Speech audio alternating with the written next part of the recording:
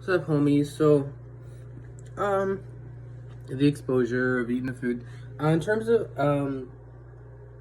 what he wants to say now, he's basically saying what I've been saying the past few videos, which is that these four self-help strategies that I've identified in my past videos, uh, namely activity logs, gratitude lists, acts of kindness, and thought records, are primarily aimed towards people who have depression.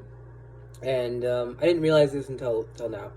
He's gonna get into anxiety self-help strategies, I guess, in the second part of the video. So we basically covered about half the video. In the other half, he's gonna cover self-help strategies for anxiety. So just to recap, if you have depression, these help more for depression. Thought records work on changing your thoughts. Right, it goes through that whole model of thoughts, moods, behaviors, and emotional regulation, where CBT posits that thoughts and moods they're actually can be changed. If you think differently, your moods will change, and also there can be different reciprocal factors with your emotional regulation and your behaviors. So emotional, with your basically. I hope that's clear. So again, activity logs, you chart out your day, you try to inculcate, for example, mindfulness or exposure or breathing or spend time with a friend, something you want to do. These help with depression. As I've said before, having a sense of mastery or a sense of accomplishment in something that you do, it definitely helps with depression.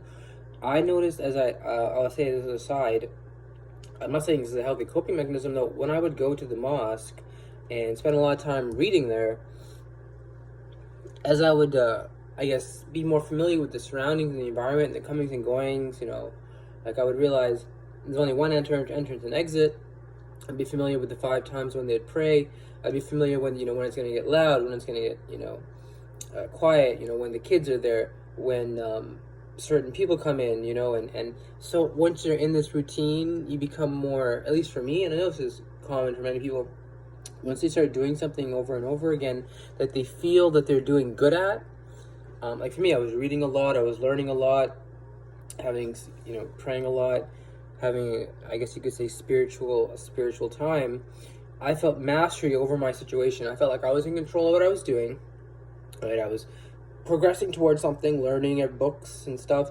So that helped with my depression, definitely, because I felt the people around, I just felt like I was in control. It was hard to explain. Like, you feel like you've done something, like you've accomplished something that is worth accomplishing, and you feel like you're almost like when you're at work and you've been working there for like years and you know everybody, you know everything. It's kind of like that.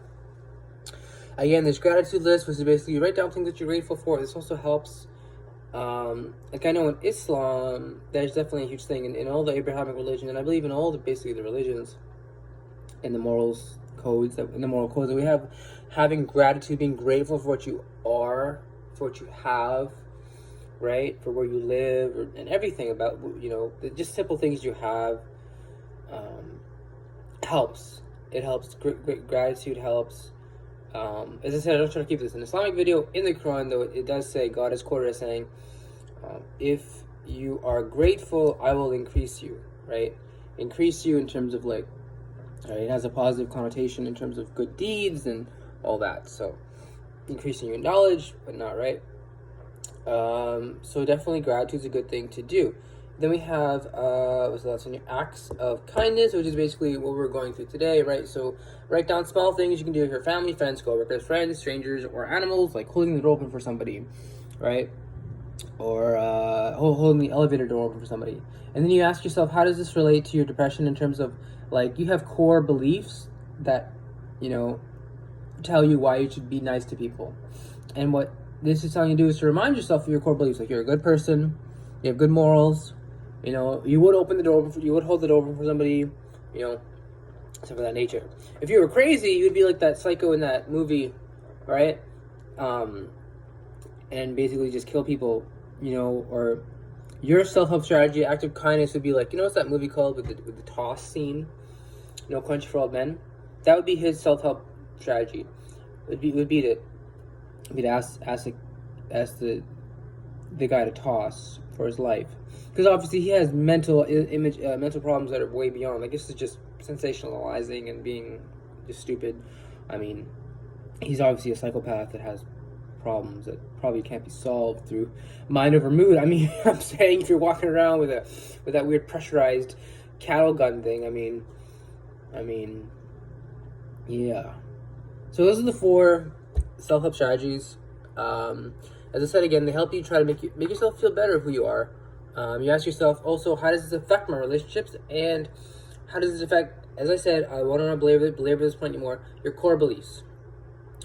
What kind of thoughts, beliefs, or images, people, books, or philosophies, you know, are the core of who you are that kind of like, you know, refract morality. If you're Catholic, you believe certain things.